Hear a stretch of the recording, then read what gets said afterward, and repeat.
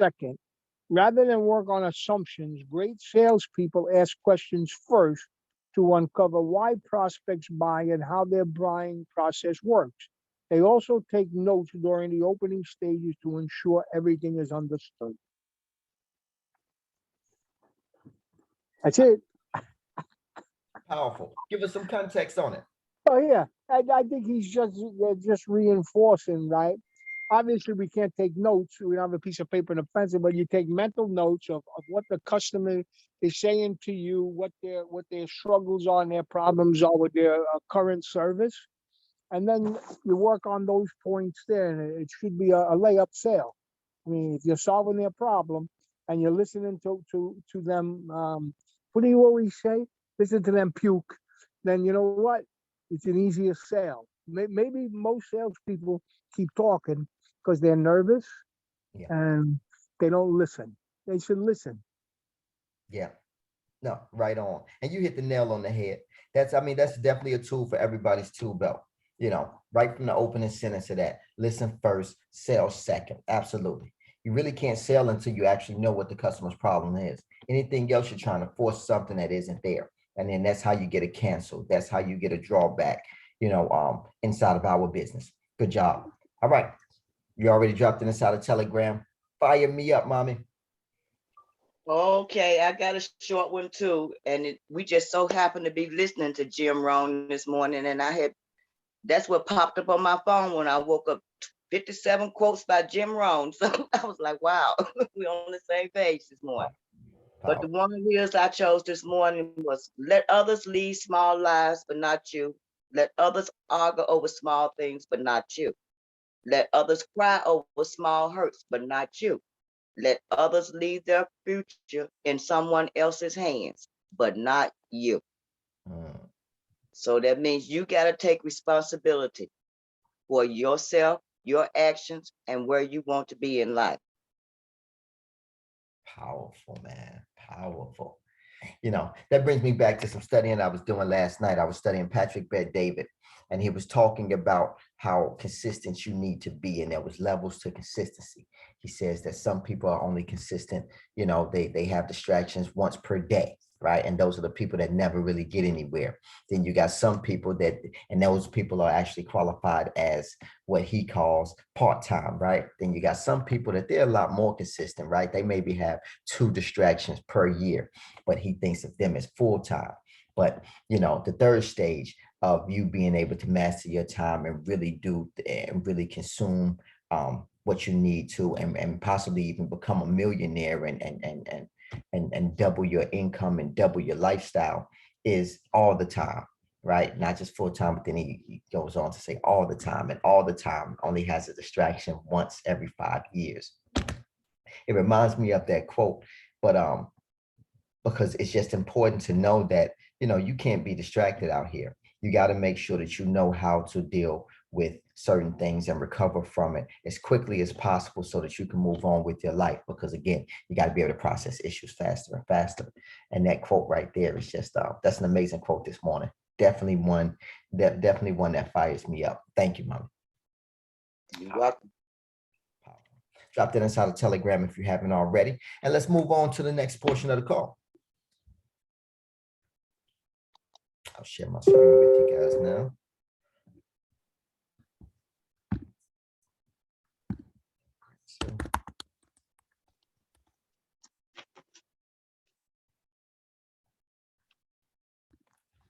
We got a big storm.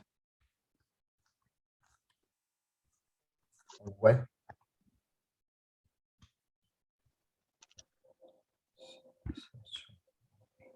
The hurricane is down by you already, Charlie? We just got some heavy thunderstorms going on right now. Yeah, we're next up.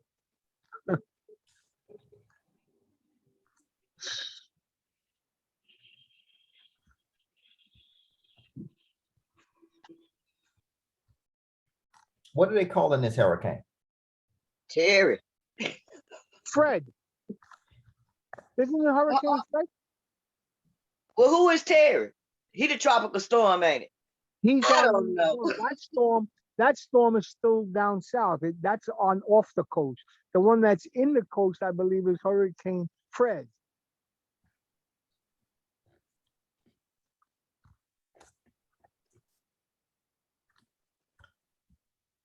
There was a Charlene coming through. Y'all watch out. Yeah.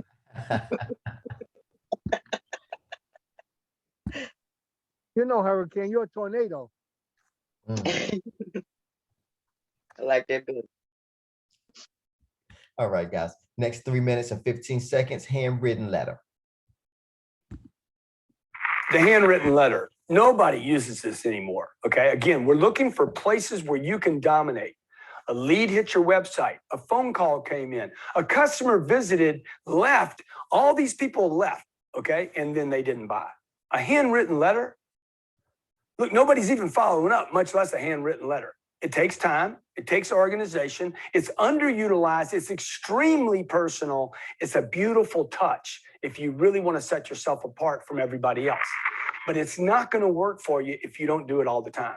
Any of these strategies, okay, used by themselves one time, once a year, are useless. You need to combine these strategies. You need to make a commitment to them to find out, is a handwritten letter going to actually influence the customer? Remember, you're going to have between 5 and 12 contacts. I have customers that I followed up 80 times before I sold them. 80 times. But trust me, the contract was massive. There was a lot of money involved, and it was definitely worth it. Many of you out there that are watching this, you have cycles that are very, very long, very complicated, big purchases, require numbers of levels of people. Most of the time, you're not even with the decision maker in the beginning. Okay, so a handwritten letter. Great meeting you. Grant. That's it. The whole thing. It was great meeting you. Thanks for your time. Grant, and your direct number. It could be on a personal stationery, or it could be on business stationery, or you could do combinations. I could literally do that. Thank you. Great meeting you.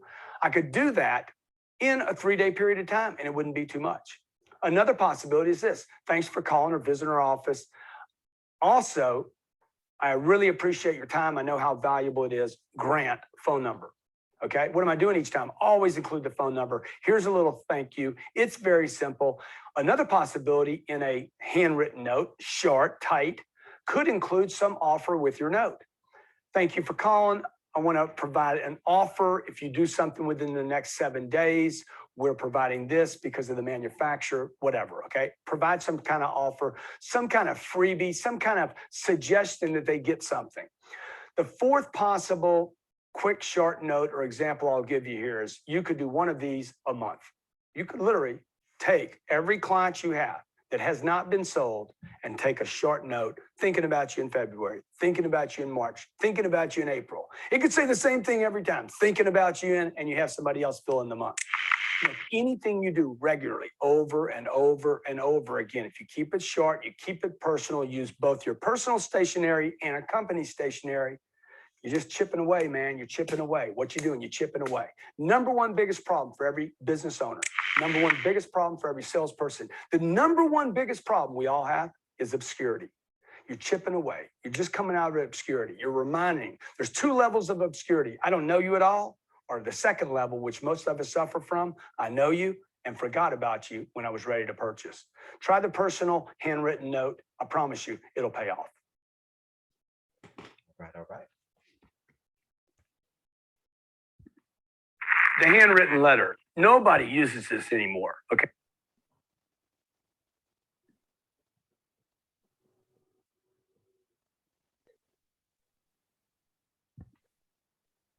All right. Quiz question number 1. I don't know you at all, and I know you, but I forgot about you when I was ready to purchase. Are considered as A, the 2 levels of obscurity, B, objections, C, RARs, reactionary defense responses, D, none of the above. A. Hey, All day. All day. How often should you send handwritten letters? Is it rarely? Is it after you close the deal? Is it once a year, or is it consistently? consistently. Consistently. All day. What is the number one problem that every salesperson has? Is it A, closing deals, obscurity, following up, handling objections. Obscurity. All day. Which should you use to send handwritten letters? Personal or business stationery? Is it personal? No, I'm sorry. Which should you use to send handwritten letters? Personal or business stationery? Is it A, personal, or is it B, personal? I mean, business, or is it both? Both. Both. All day.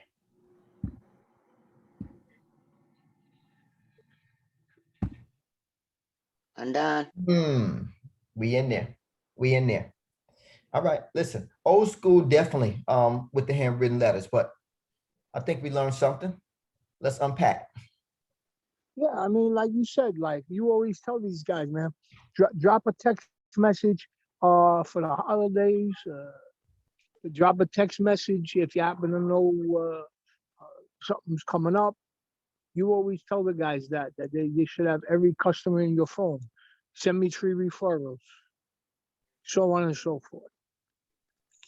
Right away. And then, and have a system for it. If you don't have a system for following up, then you're going to put yourself in a position where you don't get that extra money. You don't get that extra drip. You're not getting the gravy, and someone else is going to get it. Verizon's going to get it, or maybe the next sales agent is going to get it. Someone's going to follow up with that customer and treat that customer the right way. It might as well be us, especially now that we got this system. With this system and with them having this built into their calendar, the way that you're doing for them right now, they can literally go back a week from now and say, hey, let me call my customer. My customer was worried about getting installed. They was worried about the speed being fast enough. They're closer with their customer where they can literally just click on their calendar, click that phone number. They already have their name. They don't have to memorize anything. A system is in place now. Hey, how you doing? I'm just checking on you. Everything went well? All right, great. I just need 3 referrals from you and making it so much more easier. They don't even need a book in their hand. They don't have to go sit at a desk to do that.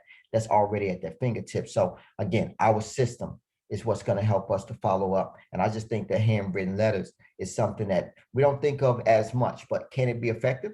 You think?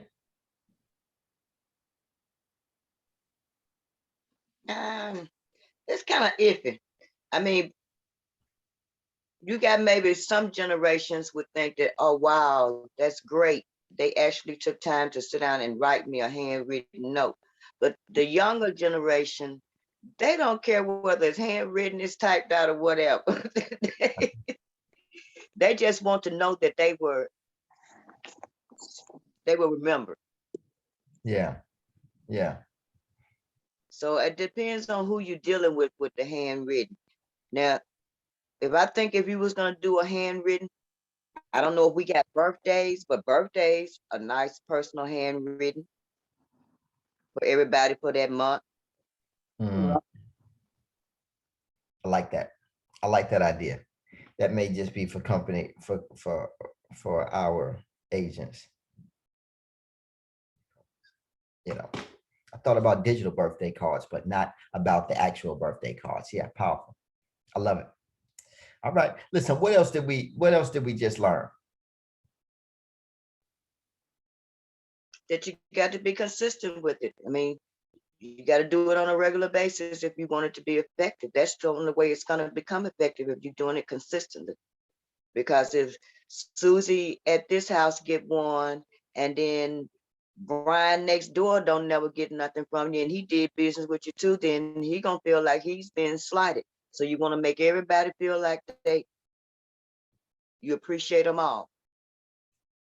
Right on. Right on. Right on. I love it. I mean, I definitely think that we added something to our tool belt today. I really do, because that definitely got the wheels turning. I definitely want to be able to follow up with our customers. I definitely want to be able to follow up with each of our active agents, whether they're active or passive. So this is something that we're definitely going to implement here. So let's have more talks around this. Guys, that does it for our 8 a.m. morning motivation call and sales training. I'll see you guys tomorrow. Alive and alert.